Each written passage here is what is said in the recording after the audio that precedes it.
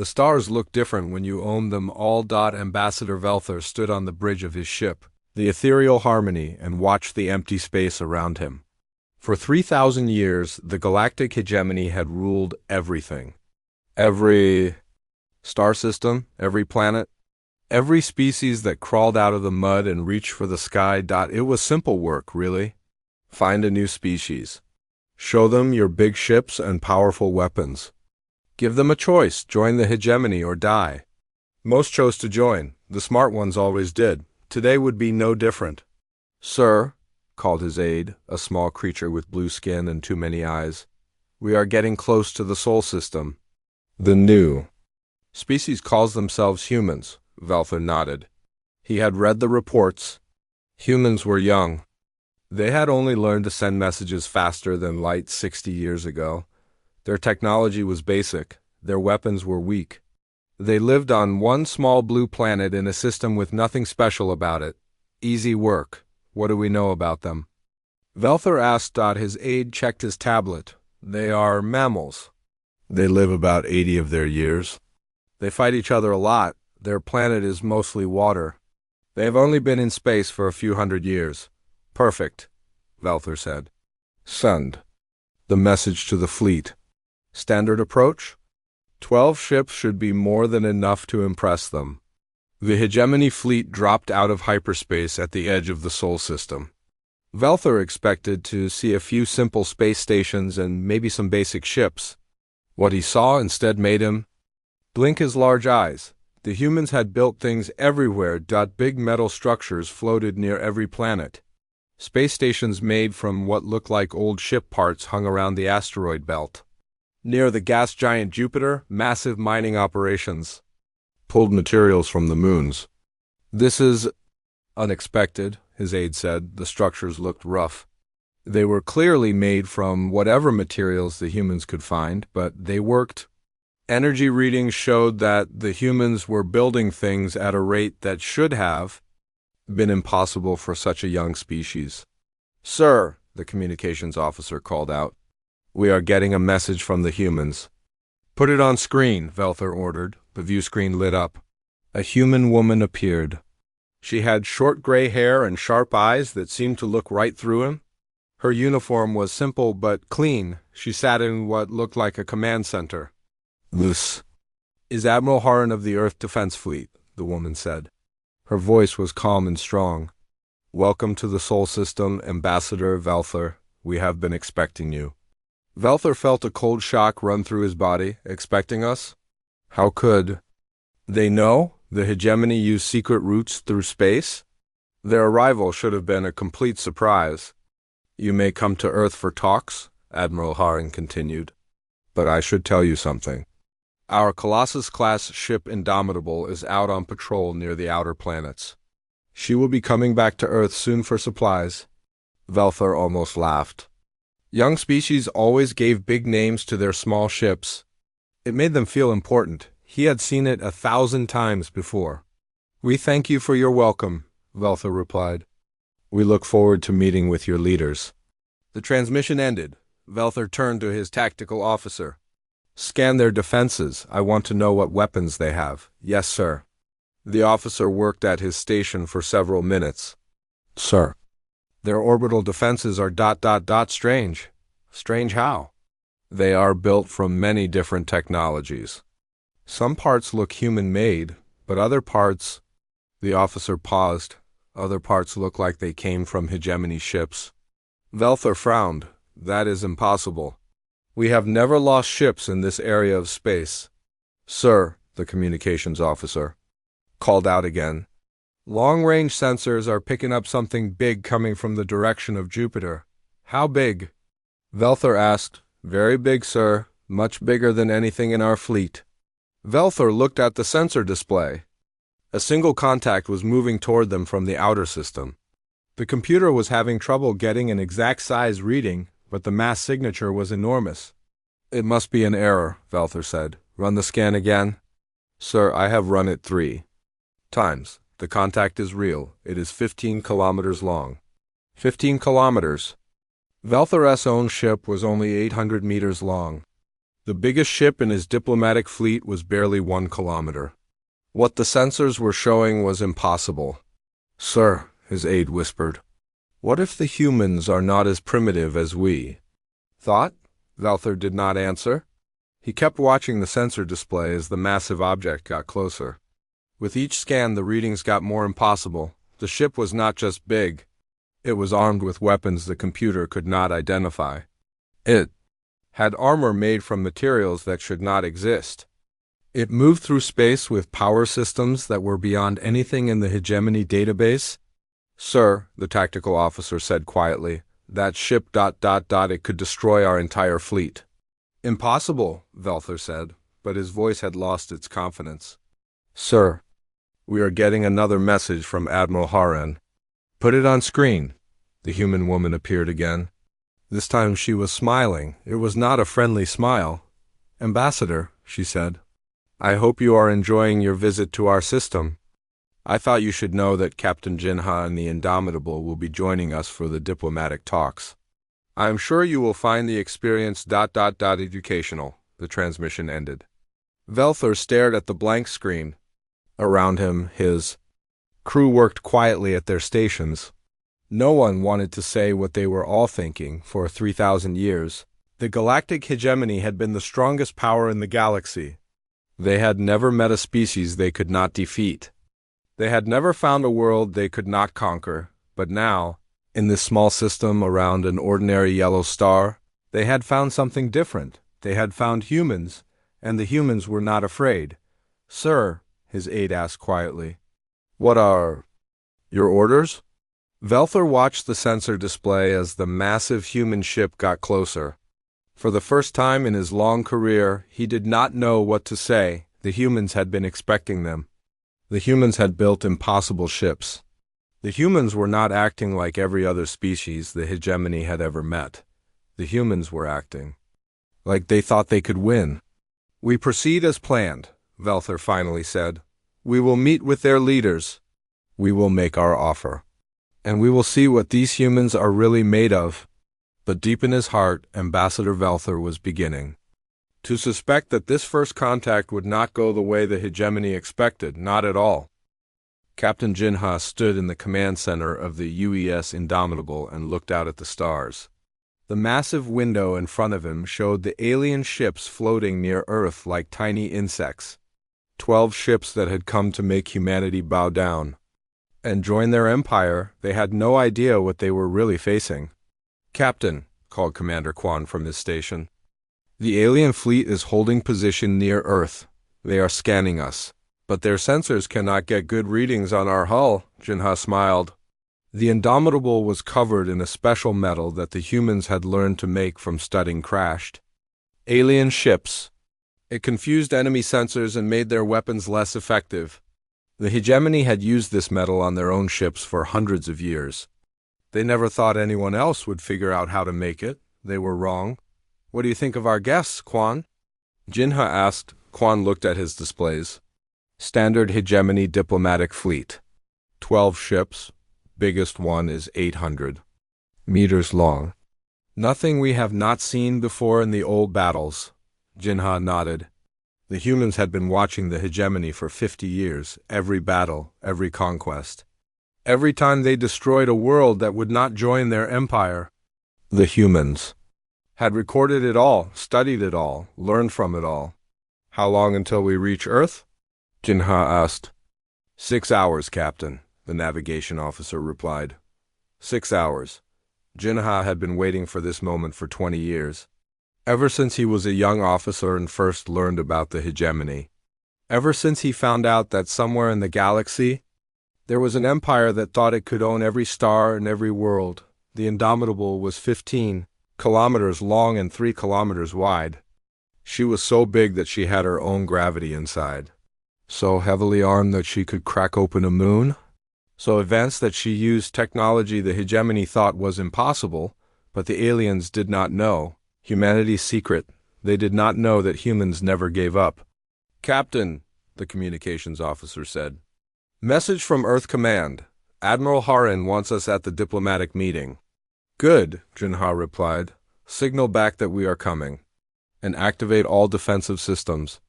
I want these aliens to see exactly what they are dealing with." Lights began flashing throughout the ship as the Indomitable prepared for a possible battle. Weapon systems that had been sleeping came online. Shields that could stop planet-killing weapons powered up. Point defense guns emerged from hidden spots on the hull. The ship's main weapon was a railgun that ran along the entire length of the spine. It could fire a metal slug at such high speed that it would punch through a planet's crust and come out the other side. The weapon had never been used in real battle. Today might be the day to test it. "All systems ready, Captain," Quan reported. "Take us in," Jinha ordered. The Indomitable began moving toward Earth. As she flew, her massive engines left trails of light in space. The ship was so large that smaller vessels looked like toys next to her. On the alien flagship, Ambassador Velther watched the human ship approach with growing horror. His tactical officers were running scan after scan, trying to understand what they were seeing. "How is this possible?" whispered Dr. Mordak, the fleet's technology expert. "They have only had faster-than-light travel for 60 years. Their metalworking should be basic, their power systems should be simple," but the scans showed something completely different. The Indomitable was not just advanced. She was beyond anything the hegemony had ever built. Her weapons were more powerful, her armor was stronger. Her engines were more efficient. "Sir," the tactical officer said in a shaky voice, "that ship could destroy our entire fleet by itself." Velther stared at the display showing the human dreadnought. "Run the scans again. There must be an error." "I have run them 5 times, sir. The readings are correct." "That ship is a technological marvel that makes our vessels look ancient." Velther felt something he had never felt in 300 years of service to the hegemony. Fear, real, cold, deep fear. How could a species that was so young have built something so advanced? How could humans who had barely learned to travel between stars create a ship that surpassed everything the hegemony had achieved in 3,000 years? "Sir," his aide said quietly, "what if we were wrong about these humans?" "Wrong how?" Velther asked. "What if they are not primitive? What if they have been hiding their true capabilities? What if they wanted us to think they were weak?" Velther thought about Admiral Haren's confident smile, about how she had said they were expecting the hegemony fleet, about how she spoke like someone who was not afraid of anything. "Sir," the communications officer called out, "the human ship is sending a message." "Put it through," Velther ordered. The main screen lit up. A human man appeared. He was young, maybe 30 years old by human standards, but his eyes were old. They were the eyes of someone who had seen war and death and had never backed down from either. "This is Captain Jinha of the UES Indomitable," the man said. His voice was calm but carried the weight of absolute authority. "Ambassador Velther, I understand you wish to speak with our leaders about joining your empire." "That is correct," Velther replied, trying to keep his voice steady. "I think you should know something first," Jinha continued. "The Indomitable is not just a ship. She is a message. She is humanity telling the galaxy that we do not fear your empire. We do not fear your threats. We do not fear you." The display behind Jinha showed technical readouts of the ship's weapons, energy levels that should have been impossible. Defensive systems that used principles the hegemony had never seen. Manufacturing techniques that created materials stronger than anything in their databases. "You see," Jinha said, "humans have a special talent. When someone tells us something is impossible, we do not give up. We do not surrender. We figure out how to do it anyway." Jinha leaned forward. 50 years ago, we learned about your empire. We learned how you conquer worlds, how you demand submission, how you destroy anyone who refuses to bow down. And we decided to build something that could fight back." The transmission ended. Velther stared at the blank screen, his mind racing. Everything he thought he knew about First Contact was wrong. Everything the hegemony had taught him about dealing with primitive species was useless. The humans were not primitive. The humans were not weak. The humans had been preparing for war. Sir, his aide whispered, what do we do? Velthor looked at the tactical display showing the Indomitable. One ship, just one. But it was more dangerous than anything the hegemony had ever faced.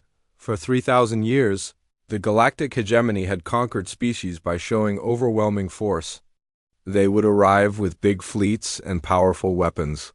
They would demand submission, and every species would look at the odds and decide that resistance was impossible. But humans were different. Humans looked at impossible odds and saw a challenge. Humans took what was broken and made it better. Humans never, ever gave up. We continue with the diplomatic meeting, Velthor finally said. But prepare the fleet for immediate withdrawal if necessary. Sir, the tactical officer asked, what if they attack? Velthor looked at the display again. At the massive human ship that should not exist. At the weapons that defied understanding. At the shields that could probably withstand anything the hegemony could throw at them. Then we die, he said simply, and hope that someone survives to warn the Empire about what we found here. For the first time in 3,000 years, the galactic hegemony had found a species that scared them, and that species was human. The meeting room on Earth's main space station was simple but clean. Large windows showed the stars and the two fleets facing each other in space. The Indomitable hung between Earth and the hegemony ships like a metal mountain, her weapons dark. But ready, Admiral Harin sat across from Ambassador Velthor at a long table. Her gray hair was pulled back, and her steel-colored eyes never looked away from the alien diplomat. She had the look of someone who had fought many battles and won them all. Let us skip the normal talk, Harin said in her calm voice. We both know why you are here, Ambassador. The galactic hegemony has come to offer us membership in your empire. You think we will be grateful for your protection and technology? Velthor's crystal-like body shifted colors, showing his confusion. This was not how first contact was supposed to work. New species were meant to be amazed by the hegemony's power. They were supposed to beg for help and guidance. Your species has made remarkable progress, Velthor said carefully. But the galaxy is vast and full of dangers. Alone, even Earth cannot survive against all the threats out there. Alone? Harin laughed, but there was no humor in it. Ambassador, I think you have made a big mistake about us. We are not alone. We have never been alone. She pointed to the window where the Indomitable floated in space, her hull covered with weapons that made the hegemony ships look like children's toys.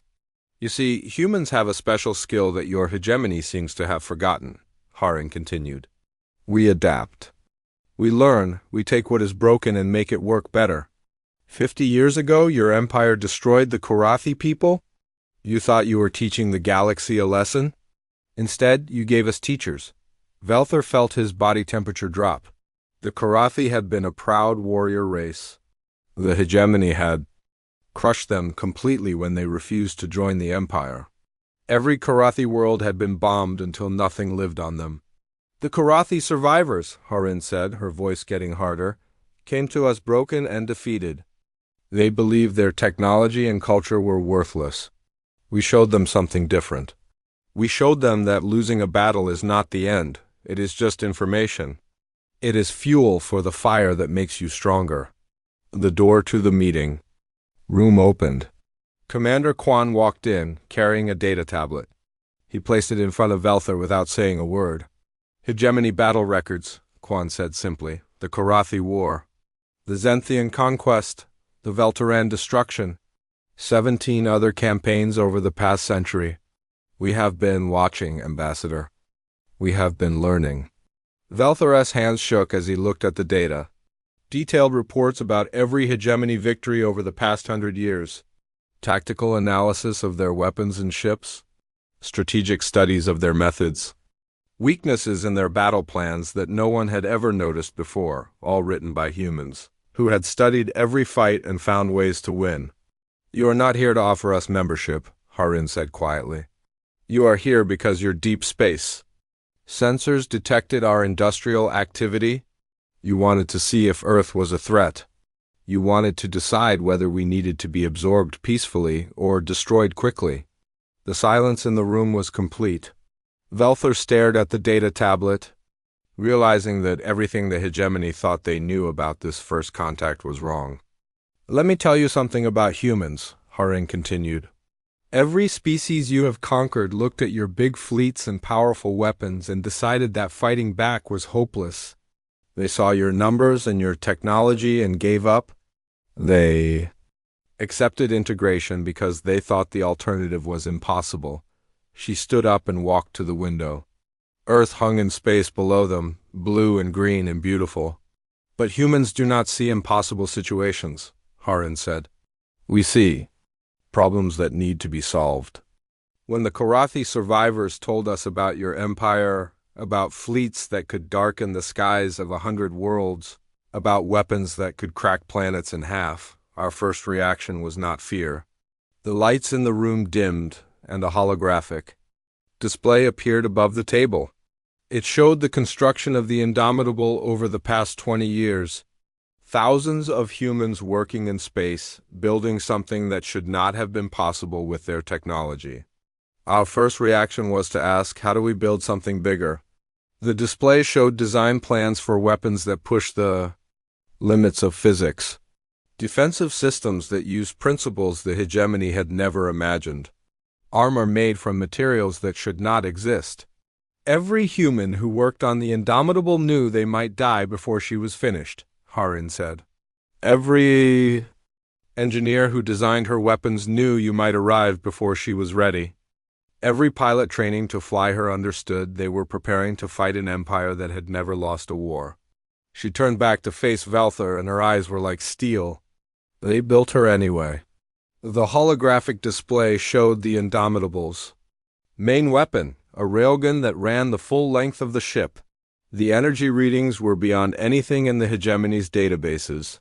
They designed weapons that had never been tested because we did not have time for proper trials. They created defense systems based on theories we were not even sure were right. They put everything, their knowledge, their hope, their lives, into building something that could stand against impossible odds. A new voice filled the room, Captain. Jinha appeared as a hologram, speaking from the bridge of the Indomitable. The Indomitable is not just a ship, Ambassador, Jinha said. She is a statement. She is humanity telling the universe that we do not care how big your empire is. We do not care how advanced your technology is. We do not care how many ships you have. His image looked directly at Velther. We will find a way to fight. We will find a way to win. And if we cannot win, we will make sure that beating us costs you everything you have. The hologram disappeared. The room was quiet again.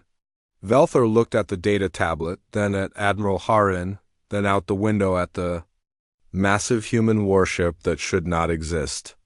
This is impossible, he whispered. That word, Harin said with a smile that was not friendly at all, does not mean what you think it means, not to humans. She sat back down and folded her hands on the table. So, Ambassador, you came here to offer us membership in your empire? But I think the real question is this. What can the galactic hegemony offer humanity that we cannot take for ourselves?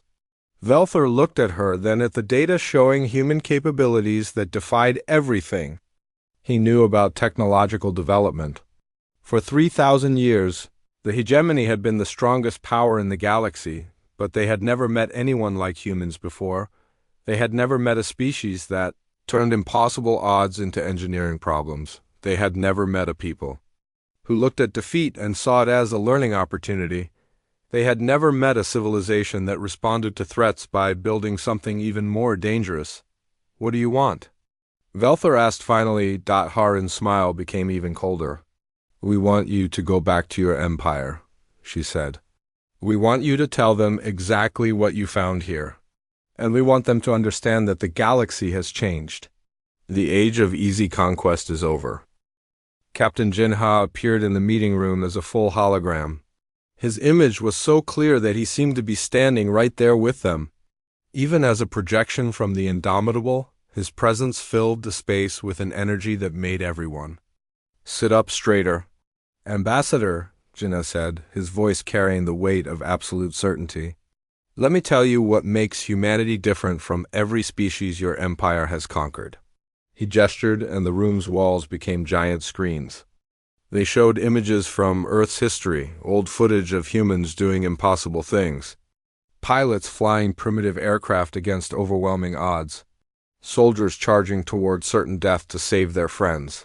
Scientists working day and night in crude laboratories, trying to solve problems no one had ever solved before. Every species you have met looked at your superior technology and decided that resistance was pointless, Jinha continued. They saw your numbers, your weapons, your vast empire, and they gave up. They accepted integration because fighting back seemed impossible. The screens changed to show the construction of the Indomitable. Thousands of humans working in the cold vacuum of space. Welding metal plates with their bare hands in spacesuits. Installing systems they had reverse-engineered from alien wreckage. Working 20-hour days because the alternative was extinction. But humans do not see impossible odds, Jinha said. We see a challenge. We see something that needs to be overcome. When the Korathi survivors told us about your empire, about fleets that could darken the skies of 100 worlds, about weapons that could shatter planets, our first response was not fear. The display showed design blueprints for the Colossus-class dreadnought. Weapon systems that pushed the boundaries of known physics. Defensive technologies that used principles the hegemony had never imagined existed. Our first response was, how do we build something bigger? Ambassador Velther found his voice at last. You cannot stand against the full might of the hegemony. We have 10,000 ships, 1,000,000 worlds, trillions of beings under our rule. And we have something you have forgotten, Admiral Harin interrupted. We have the refusal to accept defeat. Every human who worked on the Indomitable knew they might not live to see her completed. Every engineer who designed her weapons knew the hegemony might arrive before she was ready. Every pilot training to crew her understood they were preparing to fight an empire that had never lost a war. She moved to the viewport where Earth hung like a blue-green jewel against the black of space. They built her anyway. The screens showed more footage. Humans testing weapons that had never been fired before. Crews training for battles they might not survive. Families saying goodbye to loved ones who might never come home. They designed weapons based on theories we were not even sure were correct, Haring continued. They created defensive systems using materials we had never worked with before. They poured everything, their knowledge, their hope, their lives, into creating something that could stand against impossible odds. The holographic Jinha smiled, and it was the expression of a predator who had finally found worthy prey. The Indomitable is not just a ship, Ambassador. She's a declaration. She is humanity telling the universe that we do not care how big your empire is. We do not care how advanced your technology is. We do not care how overwhelming your numbers are. We will find a way to fight. We will find a way to win. His expression grew darker. And if we cannot win, we will make sure the victory costs you everything. The screens changed again.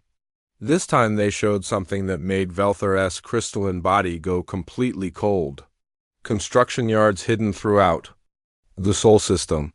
Not just one massive ship, but the frameworks for more. Dozens more. You see, Jinha said, the Indomitable was just the beginning. She was our proof of concept. Our way of testing whether humans could really build something to challenge your empire. Commander Quan spoke up from his seat at the table. The test results were very satisfactory. The screens showed technical specifications that made Velther's head spin. Production schedules that indicated humanity was not just building one super dreadnought, but an entire fleet of them. Resource allocation charts that showed Earth's entire industrial capacity had been turned toward one goal, building ships that could fight the hegemony and win. How long have you been planning this? Velther whispered. Since the day we learned your empire existed, Harin replied. Since the moment we understood that somewhere in the galaxy there was a power that thought it could own every star and every world, she turned back to face him. You want to know the difference between humans and every other species you have conquered? Every other species looked at your empire and asked, how can we avoid making them angry? We looked at your empire and asked, how do we make them afraid? The holographic Jinha nodded. Fear is a useful emotion, Ambassador. It makes people careful. It makes them think twice before starting fights they might not win. For 3,000 years, your empire has ruled through fear. You made everyone else afraid of you. But you never learned to be afraid of anyone else. The screens showed battle simulations. Computer models of what would happen if the Indomitable faced a hegemony battle fleet. The results were not good for the hegemony. Every human child learns a saying, Harin said. When someone bigger than you tries to hurt you, you do not run away. You pick up the biggest stick you can find and hit them back twice as hard. She gestured toward the viewport where the Indomitable floated in space. That is our stick, Ambassador. Velthor looked at the data on his tablet. At the impossible ship outside the window. At the humans who spoke about fighting a galactic empire like it was just another engineering problem to solve. This is madness, he said. No, Jinha replied. This is humanity. The screens showed more images. Human colonies on distant worlds that the hegemony had never detected. Trade routes to species that were supposed to be under hegemony control. Evidence that humanity had been building alliances and gathering resources for decades. We have been preparing for this day for 50 years, Harin said. Every year we got stronger. Every year we built more ships. Every year we learned more about your weaknesses. She leaned forward. And every year we became more certain that the galaxy would be better off without your empire. Velthor felt something break inside his mind. Everything he had believed about the hegemony's invincibility was crumbling. These humans, these young, primitive humans, had spent half a century preparing to destroy everything his people had built, and they might actually be able to do it. What do you want from us? He asked. Jinha's hologram looked directly at him. We want you to go back to your empire, he said. We want you to tell them exactly what you found here. We want them to understand that the rules have changed. The age of conquest is over, Harin added. The age of resistance has begun. The screens went dark. The meeting room was quiet except for the hum of the life support systems. Velthor sat in his chair, staring at the humans who had just told him they were planning to overthrow the oldest empire in galactic history. And the terrifying thing was, he believed they could do it. The standoff lasted 6 hours. The hegemony diplomatic fleet hung in Earth orbit like 12 metal insects waiting to strike. The Indomitable floated between them and Earth, her weapons powered but not aimed, her shields raised but not at full combat strength. Both sides waited. On the hegemony flagship, Ambassador Velthor sat in his command chair and stared at the tactical displays. One message to the hegemony high command would bring a battle fleet that could turn Earth cities into glass. But he also knew that the Indomitable would fight back. And the price of that battle might be higher than the hegemony had ever paid for a single world. On the Indomitable, Captain Jinha stood at his command station and watched the alien ships through the main viewport. His ship was still mostly untested. In real combat, her systems were pushed beyond safe limits. A long fight might show weaknesses the enemy could use. But he also knew that backing down now would mean the slow death of everything humanity had worked to build, though the decision came from somewhere no one expected. Captain, Commander Quan called out from his station. I am picking up encrypted signals from the outer system. It is a message from the Karathi refugee fleet. Jinha turned toward Quan. What are they saying? They are moving to intercept, sir. They are powering their weapons. Before Jinha could respond, Admiral Harin's voice crackled over. The communications system from Earth Command. All vessels, this is Admiral Harin. We have incoming reinforcements. The Zenthian remnant fleet has just dropped out of hyperspace beyond Neptune.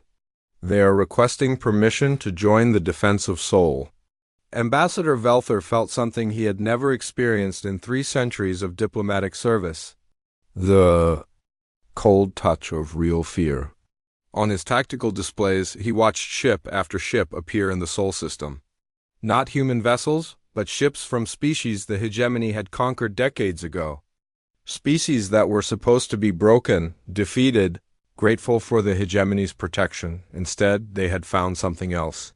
They had found hope. "Sir," his tactical officer whispered, "we are detecting 43 non-human vessels entering the system. They are all powering weapons and moving toward us." Velthor stared at the display. Ships from the Korathi, who the hegemony had crushed 50 years ago. Vessels from the Zenthians, who had been integrated into the Empire 30 years past. Even some craft that looked like they belonged to the Veltarans, a species that had been completely absorbed by the hegemony only a decade ago. All of them had come to stand with humanity. "This is impossible," Velthor said. "Sir," his communications officer called out, "we are receiving a transmission. It is being broadcast on all frequencies." "Put it through," Velthor ordered. Captain Jinha's voice filled the bridge of every ship in the system, human and alien alike. "This is Captain Jinha of the UES Indomitable," the transmission began. "To all hegemony vessels, you have 60 seconds to begin withdrawal from the Sol system. This is not a negotiation. This is not a threat. This is a statement of fact." The transmission continued, and Velthor realized it was being sent on frequencies that would carry it to listening posts throughout the galaxy. Every species, every world, every hidden rebel group would hear these words. For too long, the hegemony has told the galaxy that resistance is futile, that integration is inevitable, that the choice is between submission and extinction. Today, humanity and our allies are offering a third option. On the tactical displays, Velthor watched as the Indomitable's main weapons came online. Energy. Readings spiked to levels that made his tactical officers call for immediate retreat. "The choice," Jinha continued, "is to remember what it means to be free." The Indomitable was not alone anymore. Around her, dozens of ships from conquered species took up battle positions. Ships that had been hidden for years, waiting for this moment. Ships crewed by beings who had never forgotten what they had lost when the hegemony came to their worlds.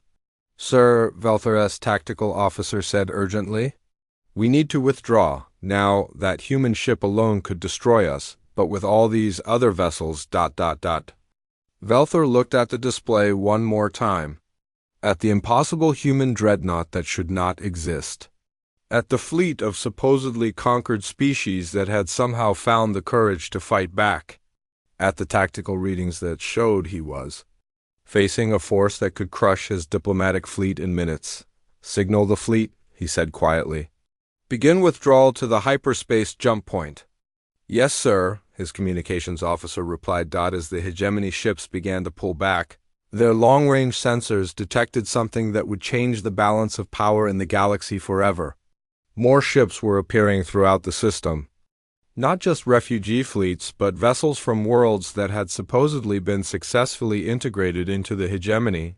Decades ago, the hegemony's own member species were throwing off the chains of forced compliance on the Indomitable. Jinha watched the alien ships retreat, but he was not finished. He opened a new transmission channel, one that would reach every inhabited world in the galaxy. "This is Captain Jinha speaking to all free peoples of the galaxy," his voice rang out across the stars. "Today, the hegemony came to Earth expecting to find another species ready to bow down and accept slavery.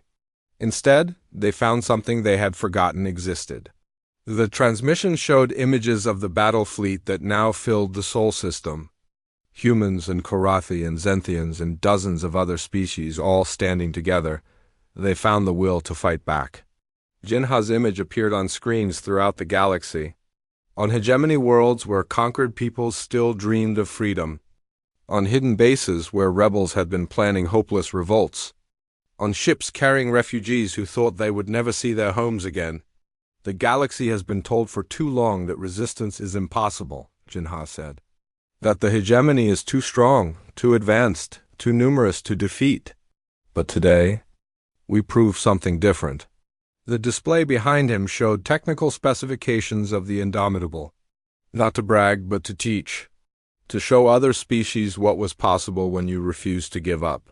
We proved that impossible is just another word for something no one has figured out how to do yet.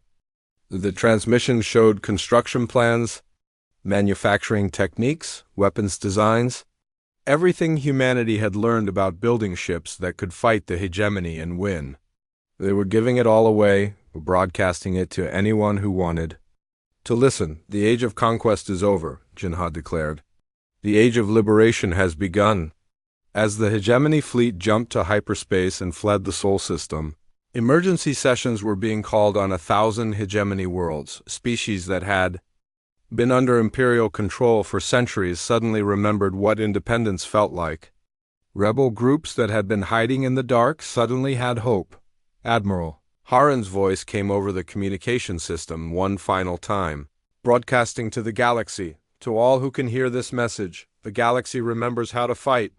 Earth stands ready to help anyone who wants to be free. Come if you need allies, we will be waiting. In the months that followed, the hegemony would learn that conquering humanity had never been the real challenge. The real challenge was living in a galaxy where humanity had taught every other species that impossible odds were just another word for opportunity. The fire that burned in human hearts had become a wildfire, and it would consume everything the hegemony had built on the bones of defeated civilizations. Ships began arriving at Earth every day. Not to surrender, but to learn. Not to join an empire, but to build an alliance of free peoples. The galaxy would never be the same. And in the deepest vaults of the hegemony high command, ancient beings who had ruled for 3,000 years began to understand that their empire was ending. Not with a battle, but with an idea. The idea that freedom was worth fighting for. The idea that impossible was just a word. The idea that sometimes, when someone bigger tries to hurt you, you do not run away. You pick up the biggest stick you can find, and you fight back.